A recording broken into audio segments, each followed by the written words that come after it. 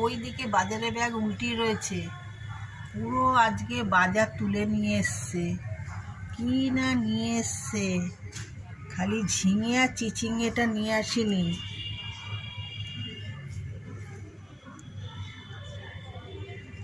দুই রকমের লঙ্কা নিয়ে এসছে।